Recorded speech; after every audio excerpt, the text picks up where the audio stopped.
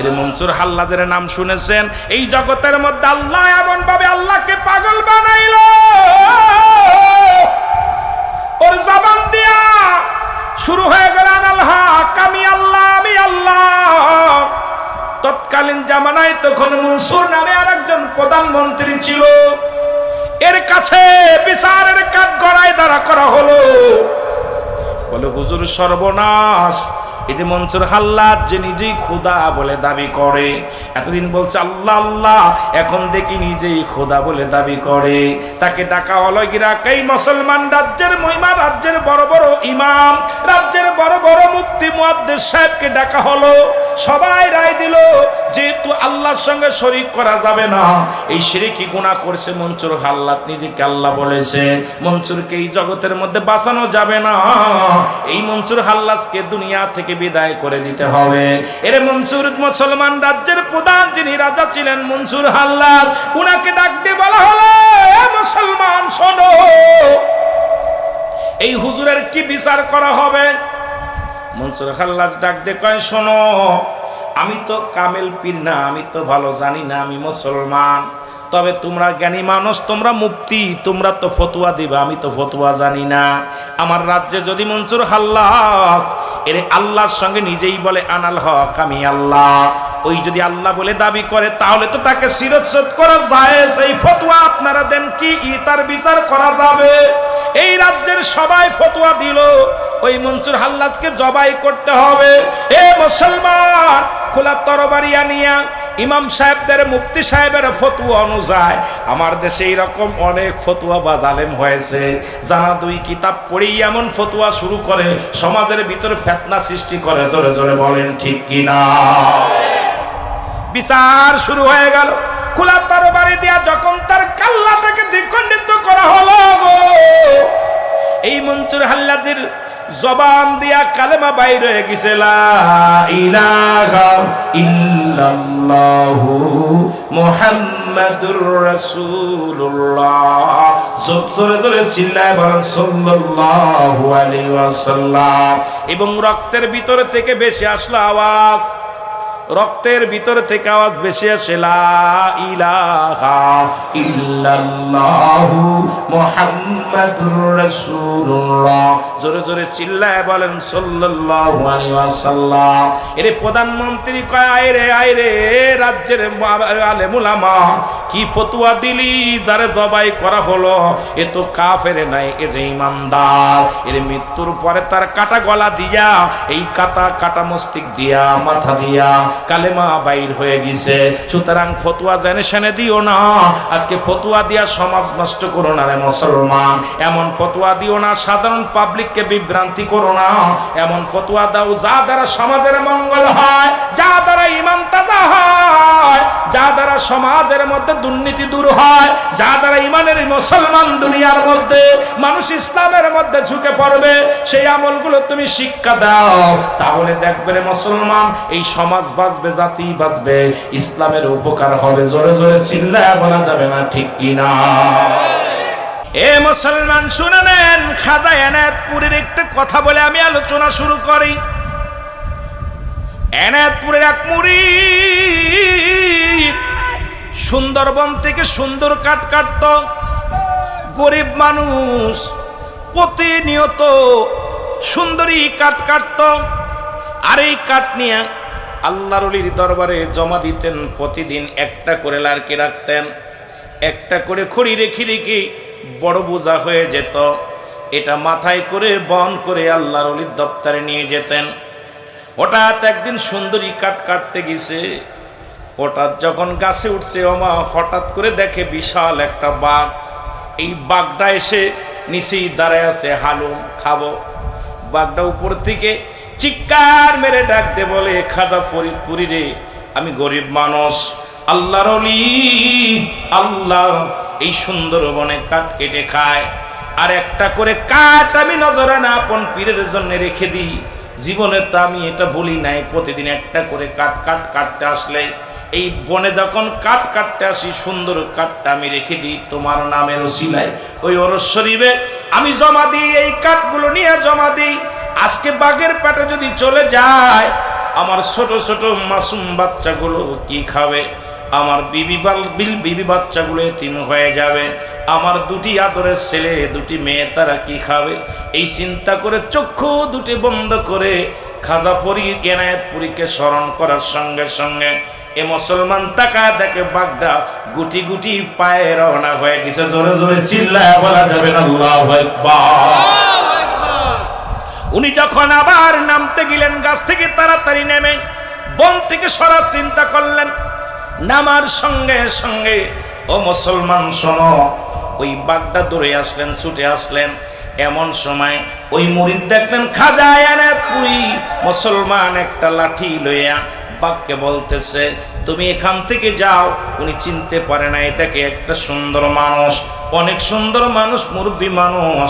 ও মুসলমান শুনে নাও, উনি তখন দেখে বলতেছে যাও তুমি বাঘ, তোমাকে বলতেছে তুমি বনের দিকে যাও, ওর দিকে আগাও না। বাঘটা মুরব্বীর কথা শুনে যখন চলে গেলেন, এবার কাঠ বাড়ি নিয়ে চলে গেলেন। বাড়ি যা বিবিরে বললেন বিবিরে কাঠের ব্যাগটা বড় একটা বোঝাও তো হয়ে গেছে, আমি যাবো এনায়েতপুরে, আমার পীরের দরবারে আমি কাঠটা জমা দেওয়ার জন্য চলে যাই। এবার কাঠ নিয়ে গেলেন, হুজুরের সঙ্গে দেখা করতে গেলেন। কয় আমি এর আগে পরে কোনোদিন হুজুরে দেখি না। আল্লাহু আকবার বলুন। আগে পরে জীবনেও কোনোদিন এনায়েতপুরে আমি দেখি না, তবে কাঠ নিয়ে গেছি, চলে আসছি, দেখা করার সুযোগ পাই না। প্রতিবার কয়েকবার আমি দরবারে প্রবেশ করেছি, কিন্তু হুজুরের সঙ্গে সাক্ষাৎ হয় নাই। হঠাৎ আজকে মন চাইলো হুজুরের সঙ্গে দেখা করতে যাই, দেখে আসি। এই কথাটা আমি বলে আসি, আল্লাহর কসম করে বলি, খোদার কসম করে বলি, আমি যখন গেলাম হুজরার মধ্যে দেখি যে লোকটা লাঠি হাতে করে বাঘ তাড়াইছিল সেই লোকটাই হুজরার মধ্যে বসে আছে। জোরে জোরে চিল্লায় বলা যাবে না মারহাবা। মুর্শিদ দাঁড়াও আমার সামনে, জন্মের মতো দেখব দুনয়নে, আমি জন্মের মতো, আরো জোরে বলেন না, আমি জন্মের মতো দেখব দুনয়নে। মুর্শিদ দাঁড়াও আমার সামনে, জন্মের মতো।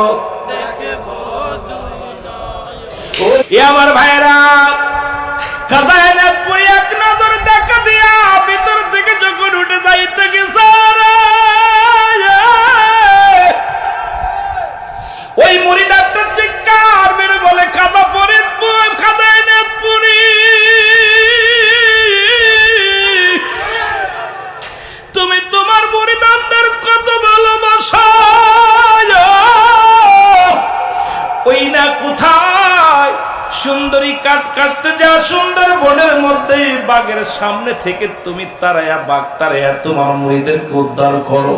মুর্শিদ আমি তোমার চিন্তার ভুল করি নাই, তুমি সেই নূরের মানুষটা, নূরের পুতুল, আমি আর ভুল করতে রাজি নয়, আজ থেকে আর ভুল করতে নাই। মুর্শিদ দাঁড়াও একটু প্রাণ ভরে দেখেনি আমার দাদু পীর কি করলেন। এনায়েতপুরী খাজা এনায়েতপুরী উনি কি করলেন, উনি রওনা হয়ে গেলেন, উজরা থেকে উঠে রওনা হয়ে গেলেন। পিছন থেকে থেকে মুরিদ টাক ছেড়ে কান্দে বলে দু মুর্শিদ দাঁড়াও আমার সামনে, জনমের মতো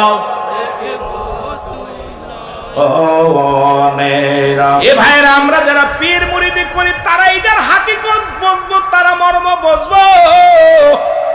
শরীয়তের আলেম যারা, তারা জীবনের হাকিকত বুঝবে না, তারা বলবে বানোয়াট, তারা বলবে মিথ্যা, তারা বলবে মুসলমান অনেক চলনা। আসলে বাংলাদেশে আজকে ইসলাম পাইলাম, ইসলাম পাইলা কাদের ওসিলায়? আল্লাহর ওলিদের ওসিলায়। ইতিহাস পড়ে দেখো, ইতিহাস খুঁজে দেখো, ইসলাম আনছে বাংলাদেশে আল্লাহর ওলিগঞ্জরে, বলেন ঠিক কি না? আসলে তোমাদের কপাল মন্দ, এই জন্য ওলিদের চিনো না। আজকে যার ওসিলায় মিষ্টি খাও মোল্লা, সেই মোল্লারে তুমি চিনলে না। আজকে বাংলাদেশে কোন নবী আসেন নাই, বাংলাদেশে কোন নবীর সাহাবী আসেন নাই। এই পৃথিবীর মধ্যে বাংলাদেশের মধ্যে অসংখ্য আল্লাহর ওলিরা আছে, যাদের ওসিলায় নবী চিনলাম, যাদের ওসিলা আল্লাহ চিনলাম। সেই ওলিদের সঙ্গে যারা বিদ্রোহী ঘোষণা করে, এরা কোনদিন মুসলমান হতে পারে না। জোরে বলেন ঠিক কিনা? অস্বীকার করার মতো কোনো মুফতি মুহাদ্দিস নাই যে আল্লাহর ওলিরা ইসলাম বাংলাদেশে আনে নাই। তুমি কত বড় কুতুব দেখাও, তোমার কোন বাবা আনছে, কোন দাদা ইসলাম আনছে?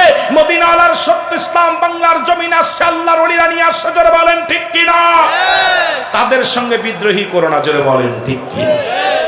আল্লাহর ওলিদের বিরোধিতা করার মতো ক্ষমতা আপনার নাই, কিন্তু যার ওসিলায় তুমি আজকে মুসলমান বলে দাবি করলা, যার ওসিলায় তুমি আজকে পশ্চিম চিনলা, শরিয়াতের কিবলা চিনলা, এই জন্য কিবলা যারা চেনে না তাদের সঙ্গে তর্ক করা যাবে না। শরিয়াতের কিবলা হলো কাবা, দুজানের কিবলা হলো রাহমাতাল লিল আলামিন, মুনাজাতের কিবলার শাজিম। আর আমরা যারা পীর মুরিদি করি, মুরিদের মুরিদ হলো মুসলমান, স্বয়ং পীরকে বলি পীর কিবলা, জোরে বলেন ঠিক কি না? আসলে এই জন্য আমরা কিবলা শর্ত চিনি আজকে শরিয়াত শরিয়াত শরিয়াত শরিয়াত। আল্লাহর ওলিদের কাছে গেলে শরিয়াত চেনা যায়, তরিকাত চেনা যায়, মারিফাত চেনা যায়, হাকিকত চেনা যায়। তুমি যত বড় পিএইচডি করো না কেন, তুমি বেশি বেশি সুফিদের সঙ্গে পিএইচডি করো সুফিদের বিষয় নিয়ে, পিএইচডি করো আল্লাহর ওলিদের বিষয় নিয়ে, তুমি পিএইচডি করো ডক্টরি করো, যদি আল্লাহর ওলিদের নিয়ে করতে পারো, দেখবা পৃথিবীর মধ্যে বাংলার জমিনে এই ইসলামের একমাত্র ধারক বাহক হলো আল্লাহর ওলিগণ। যাদের মাধ্যমে ইসলাম পাইলাম তাদের বিরোধিতা করো না, জীবনেও শান্তি পাবা না, জোরে বলেন ঠিক কিনা? আর তো জোরে জোরে চিল্লায় বলা যাবে না আল্লাহু আকবার। এ দুনিয়ার মুসলমান,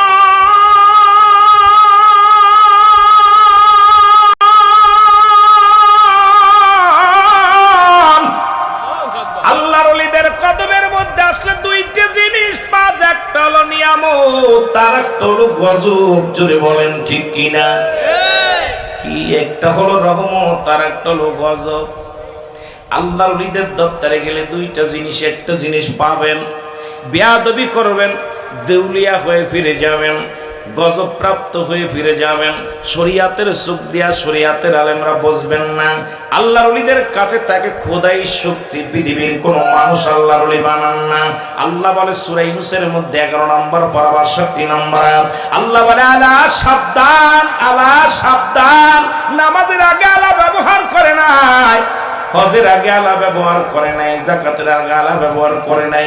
আল্লাহ তার প্রিয় মাহবুব বান্দাদের আগে বললেন আলা সাবধান, ইন্না নিশ্চয়, আলা ইন্না উল্লাহি, আল্লাহর তরফ থেকে যারা ওলি হয়, লা নাই খাউফুন শব্দের অর্থ ভয়, ওয়ালা যদি অবস্থান করে আমাদের উপরে জানুন, তাদের কোনো চিন্তা নাই, ভাবনা নাই। আমি আপনি এত বুঝা লাভ কি, এত চিন্তা করে লাভ নাই। আল্লাহর যে মাহবুব বান্দাগুলো হয়, আল্লাহর প্রিয় মাহবুব বান্দা যারা হয়, তাদের কোনো চিন্তা নাই, তাদের কোনো ভাবনা নাই। আল্লাহ রাব্বুল আলামিন তো নিজেই কোরআনুল কারীমের মধ্যে বয়ান করলেন, রাসূল বলে তাদের তো মৃত্যু নাই। আমরা শরিয়াতে দেখি মাস্টার সাহেব মারা গেছে, না রে মুসলমান না, এই দুনিয়া থেকে পর্দার আড়াল হয়ে গেছে, ওখানে শুয়ে আছে মুসলমান। শুনে নেন, তার প্রমাণ হাদিস শরীফ অস্বীকার করলে তার ঈমান থাকবে না। রাসূল বলে আলা সাবধান, ইন্না নিশ্চয়, আলা ইন্না উল্লাহি, আল্লাহর তরফ থেকে যারা ওলি হয়, লা ইয়ামুত, তাদের মৃত্যু নাই। সুতরাং মাস্টার সাহেব, আমিদ মাস্টার সাহেব মরে নাই, আমাদের থেকে শুধু পর্দার আড়াল হইয়া এই জমিনের মধ্যে শুয়ে আছে। শরিয়াতের আলেমরা বুঝবো না, তরিকা ভজে নাই, শরিয়াত শরিয়াত শরিয়াত, তরিকা হাকিকত মারিফাত, এই তাসাউফের বিদ্যা যার ভিতরে নাই, সেই কেমনে বুঝবে আল্লাহর ওলিদের মর্ম, কেমনে বুঝবে মাহবুব বান্দাদের মর্ম? ওই আল্লাহর ওলিগণ জিন্দা, এই কবরে আমাদের চাইতেও তারা আমল করে বেশি, জোরে বলেন ঠিক কিনা? ও তারে মাটিতেও খায় না, জমেও সই না, নবীর প্রেমিক যে জনা, তারে মাটিতেও খায় না, জমেও সই না, নবীর প্রেমিক যে জনা। একটু জোরে বলেন, তারে মাটিতেও খায় না, জমেও। হাদিসের বর্ণনা, ওলিগণ মরে না, কানার দল হাদিস কুরআন পড়ে না। এর কামেল পীর যে জনে মরণ নাই তার, যে কামেল পীর যে জনে ঘর নাই জগতে, দেখো না হাদিস কুরআন খাতিয়া, তারে মাটিতেও খাই না জমেও সই না, নবীর প্রেমিক যে জনা, তারে মাটিতেও খায় না জমেও সই না, নবীর প্রেমিক যে। বেশি দূরে যাব না, এই যে আপনাদের কুমিল্লার জমিনে এ মুসলমান শুনে নেন, 28 বছর পরে লাশ খনন করার পর এ মুসলমান বেশি দূরে যাব না, আপনাদের কথা বলে যায়। ওই বান্দা গায়ের একটু কাপনের কাপড় পচে নাই, কাপনের কাপড় পচে নাই, গায়ের মধ্যে রক্ত, তাজা রক্ত বাইর হয়েছে গায়ের মধ্যে। এই দুনিয়ার মানুষ বেশি দূরের মানুষ নয়। কুমিল্লার বাবারা শোনো, যেহেতু চাঁদপুর আপনাদের বাড়িতে, এই মতলবের জমিনটা বেশি দূরে নয়, কুমিল্লার জমিন। এই জমিনের মধ্যে আল্লাহর মাহবুব বান্দা ওনার আপনজনদেরকে জিজ্ঞাসা করা হলো, তোমার আব্বা এমন কি আমল করতো? বলে, আমার আব্বা জান বেশি বেশি করে তাহাজ্জুদের নামাজ পড়তো, জিকির আজগার করতো, আল্লাহর প্রেমে মাশগুল ছিল। সে দুনিয়ার মধ্যে শুয়েছেন, দুনিয়ার কোনো মুখাপেক্ষী ছিল না, উনি আল্লাহর মুখাপেক্ষী ছিল। আজকে মাস্টার হামিদ সাহেব দুনিয়ার মুখাপেক্ষী ছিল না, আল্লাহর মুখাপেক্ষী ছিল। তা না হলে এমন মেলা মিলতো না, তা না হলে অসংখ্য আল্লাহর ওলিরা যারা শুয়ে আছে সবাই আল্লাহর মুখাপেক্ষী, দুনিয়ার কোনো মুখাপেক্ষী নয়। জোরে বলেন ঠিক কিনা?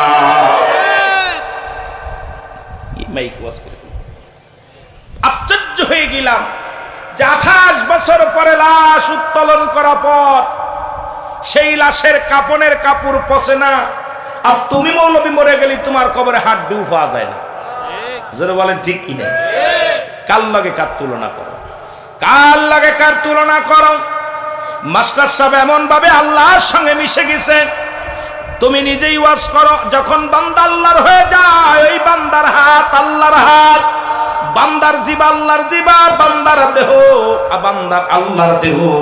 সুতরাং তুমি নিজেই তুয়াজ করো মৌলবী সাহেব, তিনি আল্লাহর রঙে রঙ্গিত হয়ে যায়, তার দুনিয়ায় ভয় নাই, হাসরে ভয় নাই, মিজানে ভয় নাই, ফুলসিরাতে ভয় নাই। এই জন্য রাসূল বলে, লা ইয়ামুত, তাদের মৃত্যু নাই। জোরে বলেন ঠিক কিনা?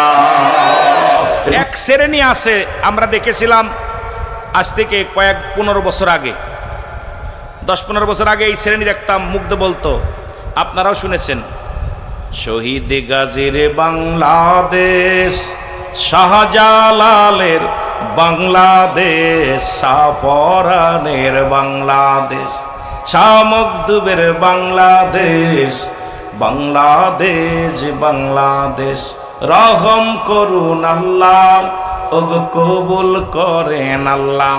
কিন্তু কেমন মুনাফিক, আল্লাহ কমিনান নাস। মুফতি মুহাদ্দিস লেখানে আল্লাহ কি কয়? আল্লাহর কোরআন শোনো, আল্লাহ কমিনান নাস, মানুষের মধ্যে ব্যাকুল, তারা বলবে আমান্না, তারা ঈমান আনছে বিল্লাহি, আল্লাহর প্রতি, অবিলা অবিলা আখিরাতের প্রতি বিশ্বাস স্থাপন করছে, আমা কুম বিমুমিনিন। এ মুনাফিকেরা শোন, এখন তাদের মুখে বলতে একটা, অন্তরে করতে আনাটা। ওরা কি করেছে?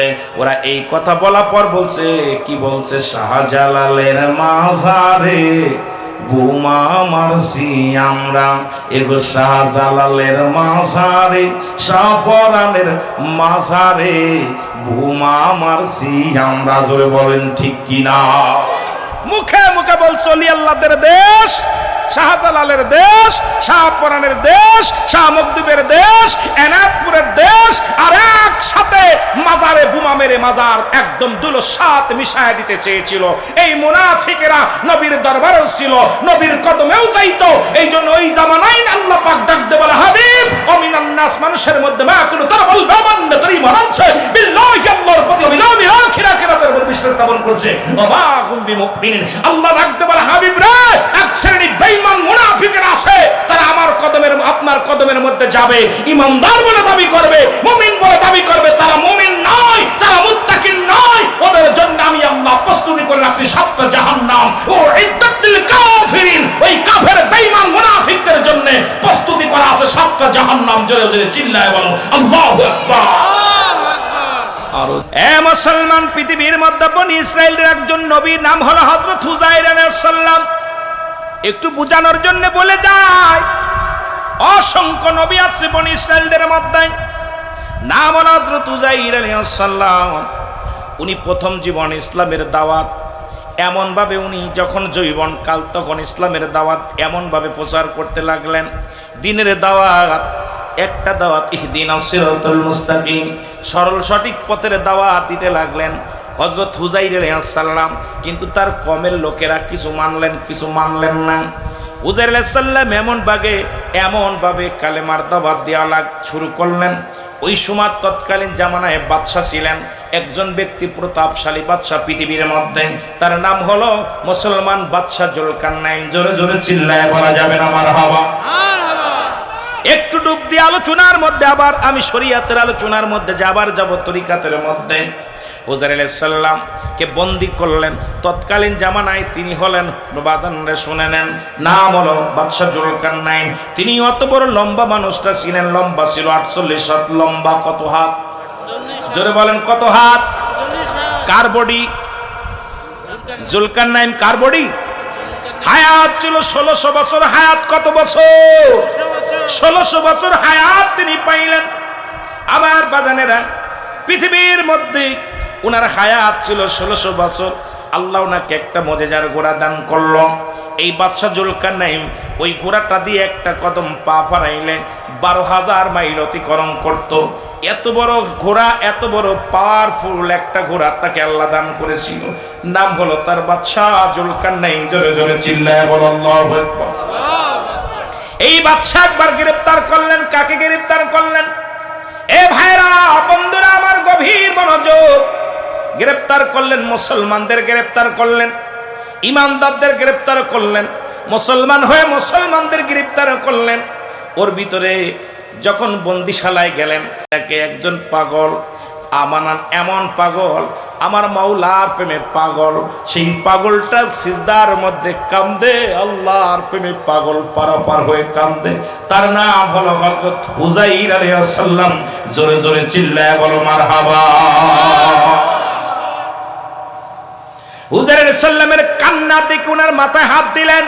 হাত দিয়ে দেখে উনি নবী। তৎকালীন জামানায় একজন ইমানদার মানুষ। বাদশা জুলকারনাইন উনাকে ছেড়ে দিলেন। এ মুসলমান, উনাকে ছেড়ে দিলেন। সারা পথ উনি রওনা হয়ে গেলেন। রওনা হয়ে যায় চিন্তা গবেষণার মধ্যে ডুবে গেলেন। আল্লাহ এই দুনিয়া কেমনে বানাইলাম? এই মানুষগুলো মারা যাবে, আবার তাদের তুমি কেমনে জিন্দা করবা? এই পৃথিবীর সব কিছু চূর্ণ বিচ্ছিন্ন করে দিবা। আল্লাহ তো নিজেই বলে কুল্লুমান আলাইহা ফান। আল্লাহ কয় বান্দারে, দুনিয়ার সব কিছু আমি চূর্ণ বিচ্ছিন্ন করে দিব। এই জমিনটা আমি রাখবো না। এই জমিনের মধ্যে যা কিছু আছে সব কিছু আমি চূর্ণ বিচ্ছিন্ন করে দিব। এ দুনিয়ার মুসলমান,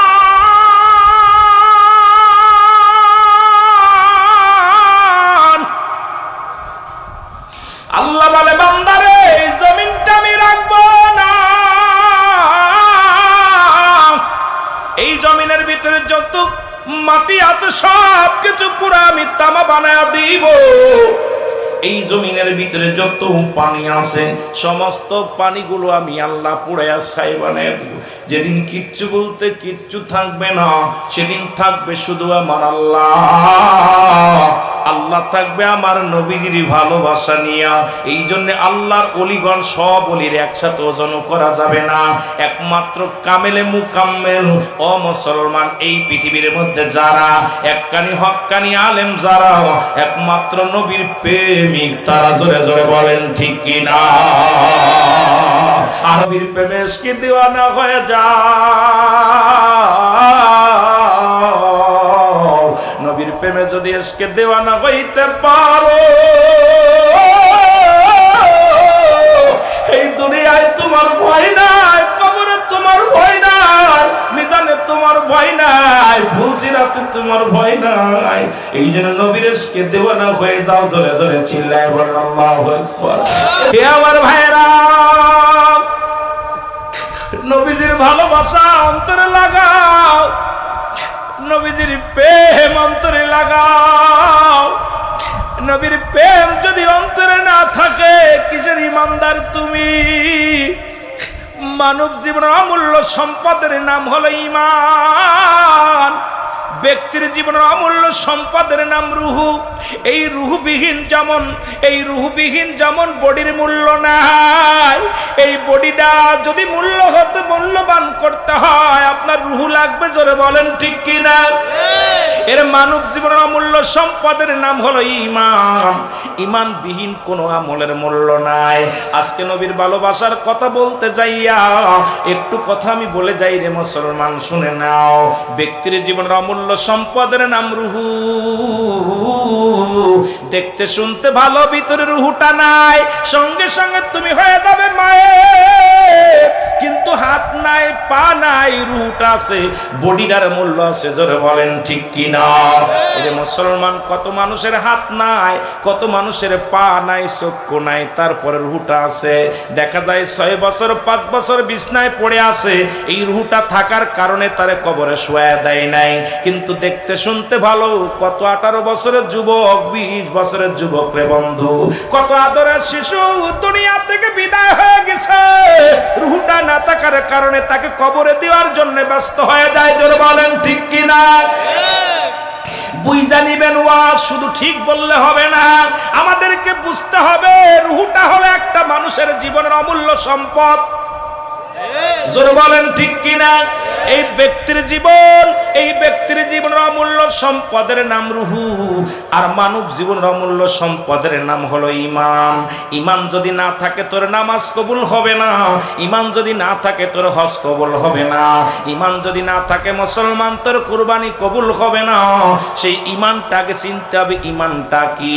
সেই ঈমান হলো নবী মুহাম্মাদুর রাসূলুল্লাহ জোরে জোরে সাল্লাল্লাহু আলাইহি ওয়াসাল্লাম। জোরে জোরে চিল্লায়া বলা যাবে না মারহাবা। সেই ঈমানটা, এবার ঈমান এবং আমল হলো দুইটা জিনিস। মুফতি মুহাদ্দিস সাহেব শোনো, যারা উলামা ইকরাম আছেন তারা শোনেন, তরিকাতের ভাইয়েরা শোনেন। এবার দুইটা কায়দা, একটা হলো ঈমান আর একটা হলো আমল।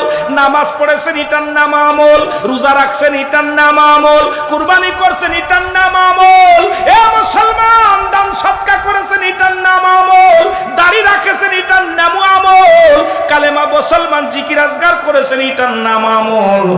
ঈমানের নাম হলো নবী মুহাম্মাদুর রাসূলুল্লাহ। যার ভিতরে নবী নাই তার ঈমান নাই। এই জন্য নবী যার ভিতরে আগে আনতে হবে ঈমান। ঈমান নাই না আমল করে লাভ নাই। এই জন্য রূহটা যদি না থাকে বডির যেমন মূল্য নাই, ঈমানবিহীন কোনো আমলের মূল্য নাই। আর ঈমানটা যায় আল্লাহর ওলিদের কদমে গেলে ঈমানের মাপ কাটিছি না যায়। জোরে বলেন ঠিক কিনা? হুযাইর আলাইহিস সালাম, ও মুসলমান, উনি গবেষণার মধ্যে পড়ে গেলেন। গবেষণা বাড়ি যাইয়া কিছু খাবার পানি, কিছু জব, কিছু ডুমর, এগুলো সঙ্গে করে খাবার পানি নিয়ে হাঁটতে শুরু করলেন। আর একটা গাদার পিঠে নিয়ে, গাদার পিঠে শোয়ার হইয়া গাদাটারে কয় চল। আর গবেষণা করে এই দুনিয়াটা কে বানা, কিসের জন্য করলো আল্লাহ, এদের মানুষগুলো কেমনে তুমি জিন্দা করবা, এই মাকলুকাতকে তুমি কেমনে আবার বিচার করবা। হযরত হুযাইর আলাইহিস সালাম এই চিন্তা করতে করতে রওনা হয়ে গেল।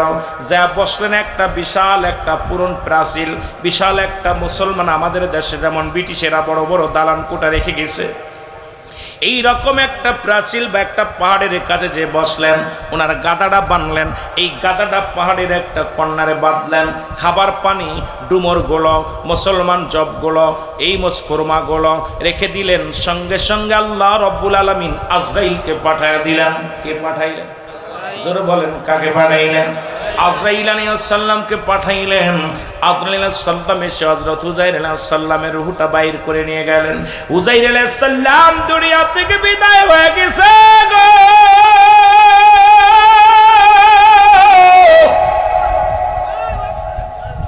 হুযাইর আলাইহিস সালাম দুনিয়া থেকে বিদায় হয়ে গেল। একদিন নয়, দুদিন নয়, 100 বছর পার হয়ে গেল। কত বছর? জোরে বলা যাবে না, কত বছর? 100 বছর পার হয়ে গেল। ওই যে 28 বছরের লাশ উত্তোলনের কথা বলতে যায়, হঠাৎ করে আমি এদিকে চলে আসলাম। 100 বছর পার হয়ে গেছে।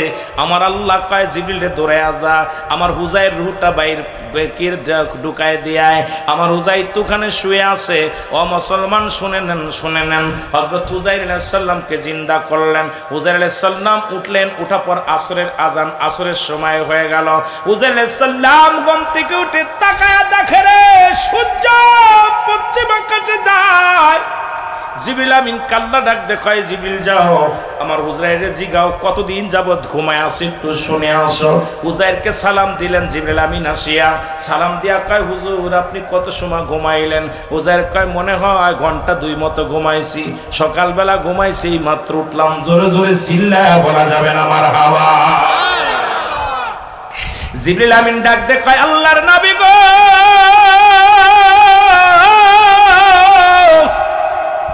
আপনি কতদিন যাবত ঘুমাইছেন? কয় না হয় একদিন, না হয় হয়তো এক বেলা ঘুমাইছিলাম। কয় না না, আপনি জানেন না আপনার জীবন থেকে 100টা বছর পার হয়ে গেছে। কয় বছর? জোরে বলেন কয় বছর? 100 বছর পার হয়ে গেছে। হুজাইর কয় কি বলতে চাও? আমার তো মন বলে কয়েক ঘন্টা ঘুমাইছি। এরে আল্লাহর ওলিদের ক্ষমতা, আল্লাহর নবীদের ক্ষমতা, তাদের কেমন বডিগুলো ঘুমা এটা বোঝানোর জন্য আমি চলে গেলাম আল্লাহর নবীদের কথা, এর দিকে চলে গেছি। ওলি আল্লাহদের বিষয় থেকে চলে গেলাম হুজাইর আলাইহিস সালামের কাছে। এ মুসলমান, আল্লাহর নবী হুজাইর আলাইহিস সালাম ডাক দে কয় জিবরিল আমার মন বলে আমি কয়েক ঘন্টা ঘুমাইছি। কয় না না, আপনি আপনার খাবার পানির দিকে তাকায় দেখেন, দেখে খাবার পানি ঠিকই আছে, একই অবস্থায় আছে পড়ে। এবার তাকায় হুজুর আপনার একটা গাদা ছিল, সেই গাদাটা কই? তাকায় দেখে একটা খুঁটা আজার মধ্যে বেঁধে রাখা ছিল বাজানের গাদা খানা। সেই গাদার রশিটাও নাই, খুঁটাটাও নাই, খোঁটাও নাই, কিচ্ছু নাই। এই গাদার ওই কয়েকটা হাড্ডি, 2-4টে হাড্ডি পড়ে আছে মাটির মধ্যে। কয় হুজুর আপনার গাদাটা কই? গাদা দৌড়াইয়া গেলেন, যা দেখে গাদাটা পয়সা সব একদম দুলার সাথে মিশে গেছে, মাত্র 2-3 টুকরা হাড্ডি অবশিষ্ট আছে। এর আল্লাহর নবী হুজাইর আলাইহিস সালাম ডাক দে আল্লাহ আমার গাদা মারা গেছে। সঙ্গে সঙ্গে আল্লাহ কয় জিবরিল আমিন দেরি করো না, ওই হাড্ডি একত্রিত করো, আমি ওর গাদাটারে বাঁচায় দিই। হাড্ডি যখন একত্রিত করছে সঙ্গে সঙ্গে আবার ওই মরা গাদাটারে জিন্দা বানায় দিছে। আল্লাহ জোরে জোরে চিল্লায়া বলা যাবে আল্লাহু আকবার। বলে হুজুর আপনি 100 বছর যাবত ঘুমাইছেন, 100 বছর আগে আপনার গাদা না খাইতে না খাইতে মারা গেছে। কিছুদিন পরে 2-3 মাস পরে, 2-1 মাস পরে আপনার গাদা ক্ষুধার যন্ত্রণায় এখানে মারা গেছে। হুজুর তাকে আমি জিন্দা করলাম। এবার উনি তাকায়া দেখে আসলে তো চারিদিকে তাকায়া, যেখানে দালান কোটা ছিল না সেখানে দালান কোটা, যেখানে গাছ ছিল না সেখানে বড় গাছ। বড় আশ্চর্য হয়ে গেলেন, এত বড় আমি তো সব দেখেছিলাম না। তাড়াতাড়ি আমার বাড়ি যাও। তখন হুজাইর আলাইহিস সালাম যখন মৃত্যুবরণ করেছিল তখন তার বয়স ছিল 40, এখন বয়স হলো 140। সুবহানাল্লাহ বলেন না, কত বছর? 140।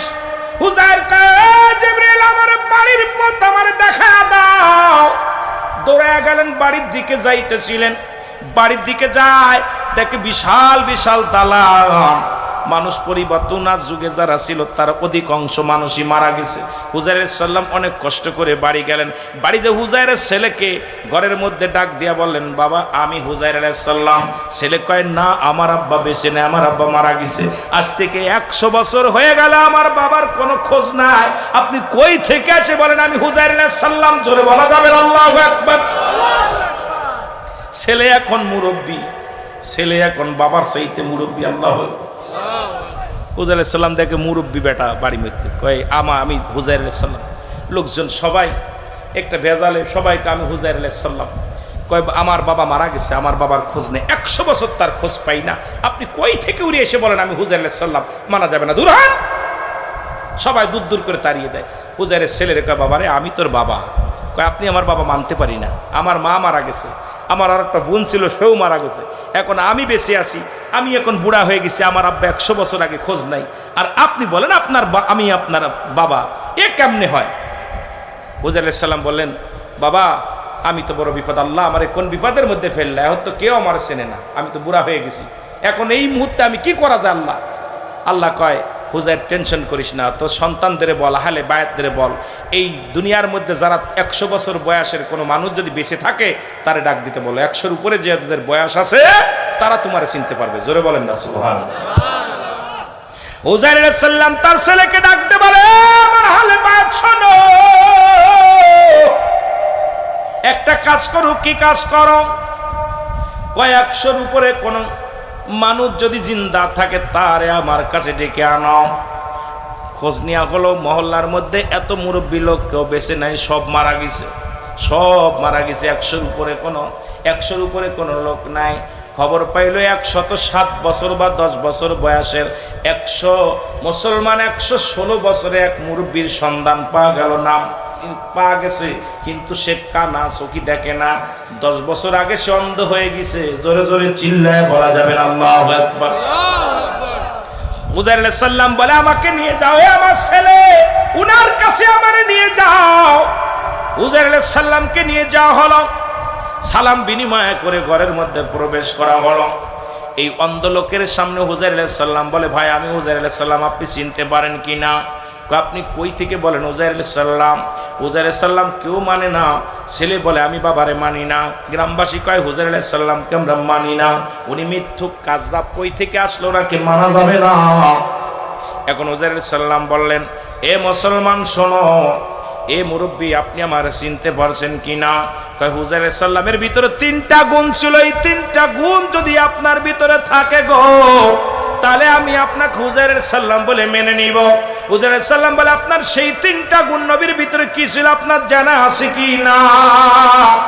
বলে, 1 নাম্বার গুণ, হুজাইর আলাইহিস সালাম তাওরাত কিতাব মুখস্থ পড়তে পারতেন। সুতরাং আপনি যদি মুখস্থ এই বিদ্যা, এই জ্ঞান যদি আপনি আমারে পড়ে শোনাইতে পারেন, তাহলে মনে করব আপনি হুজাইর আলাইহিস সালাম। জোরে জোরে চিল্লায় বলা যাবে না মারহাবা। হুজাইর আলাইহিস সালাম, উনি তাওরাত কিতাব উনার মুখস্থ ছিল, উনি মুখস্থ পড়তে পারতো। আপনি যদি পারেন তাহলে বুঝবো যে আপনি হুজাইর আলাইহিস সালাম পড়েন। হুজাইর আলাইহিস সালাম শুরু করে দিলেন, কিছু সময়ের মধ্যে খতম করে দিলেন, তাওরাত কিতাব পুরো শেষ করে ফেললেন। অন্ধ লোক কয়, আমি মেনে নিলাম আপনি হুজাইর আলাইহিস সালাম। দ্বিতীয় গুণ হলো, হুজাইর আলাইহিস সালাম কোন অন্ধ লোকের চোখের মধ্যে হাত দিলে সঙ্গে সঙ্গে জ্যোতি ভালো হয়ে যেত। আপনি যদি আমার এই অন্ধ মানুষটারে ভালো করে দিতে পারেন, যদি আমার এই অন্ধ চোখটারে ভালো করে দিতে পারেন, তাহলে মনে করব আপনি হুজাইর আলাইহিস সালাম। আল্লাহ তাকে একটা মুজিজা দান করেছিল। কোন অন্ধ মানুষ যখন তার সামনে এসে বসতো, সঙ্গে সঙ্গে অন্ধর চোখে হাত বুলাইয়া দিত। আমার আল্লাহ তাআলা হাত বুলানোর সঙ্গে সঙ্গে ওই হুজাইর আলাইহিস সালাম হাত বুলানোর সঙ্গে সঙ্গে আল্লাহ তাআলা তার চোখের জ্যোতি ফিরিয়ে দিত। আপনি যদি হুজাইর হন তাহলে আমার চোখের মধ্যে হাত দেন। সঙ্গে সঙ্গে হুজাইর আলাইহিস সালাম যখন ওই অন্ধের চোখের মধ্যে হাত বুলাইয়া দিছে, সঙ্গে সঙ্গে জ্যোতি ফিরে পেয়েছে। জোরে জোরে চিল্লায়া বলা যাবে না মারহাবা। এই অন্ধ চিৎকার মেরে বলে, আমার বৎসরা শোনো, এই পৃথিবীর মধ্যে তোমরা তারা চিনতে না পারলে আমি তারা চিনেছি রে। যখন আমার চোখের জ্যোতি ভালো ছিল তখন আমি হুজাইর আলাইহিস সালামকে দেখেছি, তবে তার বয়স ছিল তখন 40। বলেন কত? 40 বছর ইয়ং যুবক। আজকে মুসলমান শুনে নাম, হুজাইরের বয়স 140। তবু আমার চোখের আড়াল যতই থাকুক না কেন, আমার এই 2 চোখ ভরে আমি জীবিত অবস্থায় দেখেছি। আজকে আমার চোখের জ্যোতি ফিরা পর আবার আমি হুজাইরকে দেখলাম। তোমরা মেনে নাও, মেনে নাও, আল্লাহর নবীরে মেনে নাও, উনি হলো এই জামানার নবী হুজাইর আলাইহিস সালাম। জোরে জোরে চিল্লায় বলো মারহাবা। আর একটু জোরে জোরে চিল্লায় বলো আল্লাহু আকবার। এ মুসলমান, অসংখ্য রকম আল্লাহর ওলিদের কাছে আসে ইলহাম, নবীদের কাছে আসে ওহী। আল্লাহর ওলিদের কাছে আসে ওহী, মুজিজা আসে, যে মুজিজাগুলো নবীরা দেখান। আল্লাহর নবীরা মুজিজা দেখায়, আল্লাহর ওলিরা কেরামত দেখায়। আল্লাহর নবীরা আল্লাহর তরফ থেকে মুজিজাগুলো পায়, আর আল্লাহর নবীগণ এগুলো বান্দাদের মধ্যে দেখায়। আর আল্লাহর ওলিদের কাছে মুসলমান কেরামত, যেটা বাজানো অলৌকিক কিছু ঘটনা, আমার আল্লাহ ওলিদের মাধ্যমেও জানায়া দেয়। এই জামানার মধ্যে যত কামেলে মোকাম্মেল আছে, তবে সব পীর নয়, একটা হলো নাকেস পীর আর একটা হলো কামেল পীর। এই কামেল চিনার জন্য 9টা গুণাগুণ দরকার। এই 9টা গুণের একটা গুণ যদি তার ভিতরে না থাকে রে মুসলমান, সে তো কামেল পীর হতে পারবে না, সে তো হলো নাকেস পীর। আর ওই নাকেস পীরেরা বলে, আমি কয়েকদিন আগেও শুনলাম বাংলাদেশের এক বড় দরবেশ পীর, উনি না বললেন এই জামানায় যদি কোরআন নাজিল হতো আমাদের বাপ দাদার নাম থাকতো। আরে মুসলমান, ফিরাউনের নাম, নমরুদের নাম কোরআনে আছে, তাই বলে তাদের তো মর্যাদা বাড়ে নাই। ও মুসলমান শুনে নাও, শুনে আবু জেহেলের নামও কোরআনে আছে, তাই বলে তো তাদের মর্যাদা বাড়ে নাই। যে সমস্ত পীর নাকেস পীর, তারা এই দুনিয়ার মধ্যে ওই চিন্তা করে আমাদের দাম, আমাদের মর্যাদা। আর কামেল পীর চিন্তা করে আল্লাহ পার সন্ধান, নবী পার ঠিকানা তারা খোঁজে, এই দুনিয়ায় তাদের মর্যাদা খোঁজে না। জোরে বলেন ঠিক কিনা? কয়েকদিন আগে দেখলাম বাংলাদেশের তথা কথিত এক পীর বলতেছে, এই জামানায় যদি কোরআন নাজিল হতো তাহলে আমি কত বড় বেয়াক্কলের বেয়াক্কল। আরে বেয়াক্কল তো আবু জেহেল, আবু লাহাব, আবু সুফিয়ান, কত মৌলবীর নাম রয়েছে, ফিরাউন কারুনের নাম রয়েছে, তাদের কি মর্যাদা বাড়ছে? তো এইটুকু বুঝলো না। তার ওরা এই নাকেস পীর, তারা সবসময় নাম কামের জন্য চিন্তা। কিন্তু কামেল থাকে আল্লাহর সন্ধানে। যেমন একটা বক যদি একটা মাছ ধরার জন্য এক পা থেকে আর একটা পার মধ্যে দাঁড়াই গো, সারাদিন কয়েক ঘন্টা অপেক্ষা করে একটা তার ধরার জন্যে, তদ্রূপ আল্লাহর ওলিরা মুরাকাবা মুশাহাদার মধ্যে বসে থাকে, কখন আল্লাহর সঙ্গে কথা হবে, কখন মদিনা আল্লাহর সঙ্গে কথা হবে। তারা সদা সর্বদাই থাকে মাওলার ধ্যানে। তাই তো মুসলমান মনসুর হাল্লা দানাল হক কানাল হক, সুবহানাল্লাহ বলে, আর তো জোরে বলা যাবে না।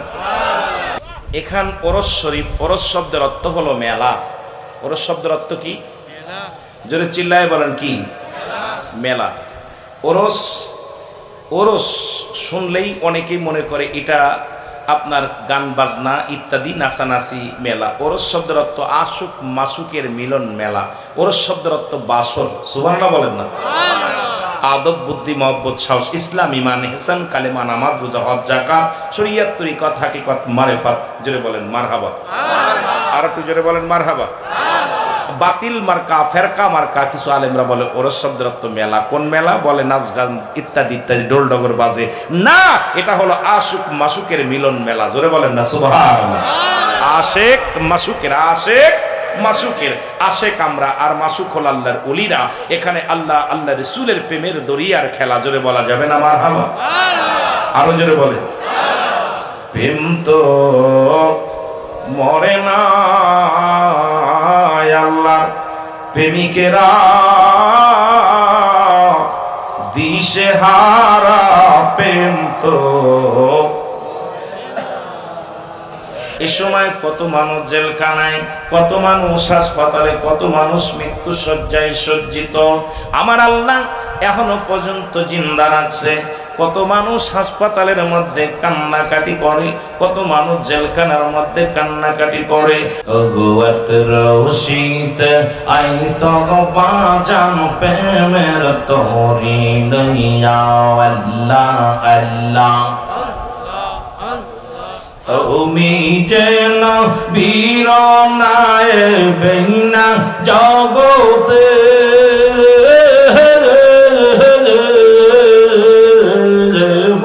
তুমি যেন বীর নায় বেনা জগতে। আমি যদি দুই বাহা মরি বদনাম সমাজে, আমি যদি দুই বাহা মরি বদনাম তোমার জিরে হরে ও রে বব পারের নায়া এনায়েত পরে আইসগ তুমি প্রেমের তোরি লইয়া আল্লাহ আল্লাহ আল্লাহ জোরে জোরে ওগো ইসলাম বাদে আইসগ তুমি প্রেমের তোরি লইয়া আর বাংলাদেশে আইলা গো মুর্শিদ প্রেমের তোরি লইয়া আল্লাহ আল্লাহ জোর নাই রে ভাই জোরে জোরে জিকির হবে ইরিয়াত রওশীতে আইসগ মুর্শিদ প্রেমের তোরি লইয়া আল্লাহ আল্লাহ অগ তুমি যে নবীর নায়ে বাঁশি আধরা আর তুমি যে নবীর নায়ে বাঁশি আধরা আর দিবা নিশি কাঞ্চগ মুর্শিদ মুরিদের মায়া আর দিবা নিশি কাঞ্চগ মুর্শিদ মুরিদের মায়া হরে রে বব পারের নায়া আর বাংলাদেশে আইসগ তুমি প্রেমের তোরি লইয়া আল্লাহ আল্লাহ এই বাংলাদেশে আইসগ বাজান প্রেমের তোরি লইয়া আল্লাহ আল্লাহ অগ তুমি যে নবীর নায়ে বাঁশি আদরা আর দিবার নিশি কান্তেন গো বাবাই মুরিদের মায়া আর দিবা নিশি কান্তেন গো মুর্শিদ মুরিদের মায়া রে ও রে বব পারের নায়া রওশীতে আইসগ তুমি প্রেমের তোরি লইয়া আল্লাহ আল্লাহ এনায়েত পরে আইসগ তুমি প্রেমের তোরি লইয়া আল্লাহ আল্লাহ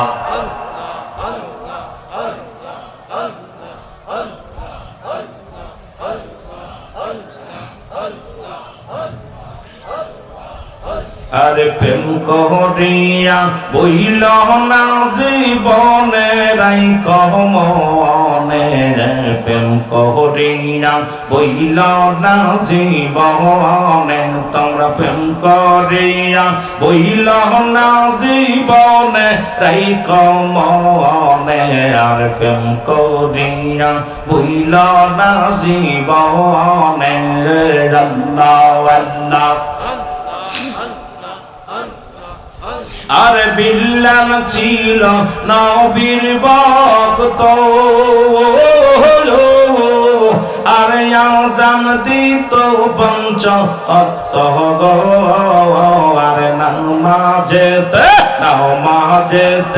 আজানেতে মিলত নবীর সনে হায় হায় আজানেতে মিলত নবীর সনে রাই কমনে আর প্রেম করিয়া বুইল না জীবনে তোমরা প্রেম করিয়া বুইল না জীবনে রাই কমনে আর প্রেম করিয়া বুইল না জীবনে আল্লাহ আল্লাহ আরে রসিকরণী পাগল ছিল আর 32 দাঁত ভাঙ্গি এই লগ আর নবী নবীজিকে দেখলো না নয়নে, হায় হায় নবীজিকে দেখলো না নয়নে, রাইখো মনে আর প্রেম করিয়া বইল না জীবনে, তোর প্রেম করিয়া বইল না জীবনে, রাইখো মনে আর প্রেম করিয়া বইল না জীবনে। আল্লাহ আল্লাহ